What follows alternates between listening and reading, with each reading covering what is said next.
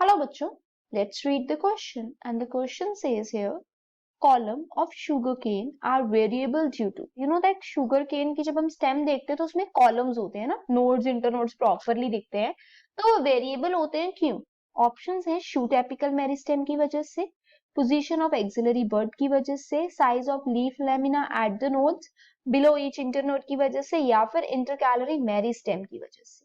तो सबसे पहले इस क्वेश्चन का की कंसेप्ट है, a child must be aware about different things like बच्चे को क्या पता होना चाहिए, बेसिकली उसको मेरिस्टेम की नॉलेज हो, ठीक है, कि कौन सा मेरिस्टेम क्या एक्टिविटी प्रोड्यूस कर रहा है, कैसे वो डिवाइड कर रहा है, एंड जब वो डिवाइड कर रहा है तो कहाँ कहाँ पे कौन सी ग्रोथ हो रही है, इस चीज के बारे में नॉलेज होनी बहुत जरूरी है, राइट.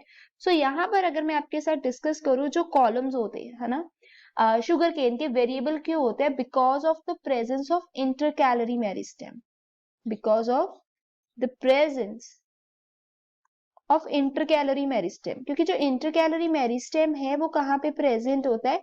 इंटरकैलरी मेरिस्टेम प्रेजेंट होता है बिटवीन द मेच्योर, ठीक है. जो इंटरकैलरी मेरिस्टेम है उसकी प्रेजेंस कहाँ पे होती है? बिटवीन मेच्योर टिश्यू, और मेच्योर टिश्यू के बीच में होता है ये. इसी की वजह से क्या होता है, वहां पर डिवीजन होती है, और जब वहां पर डिवीजन होती है there is a formation of new cells, ठीक है, तब वो ग्रोथ बढ़ती है.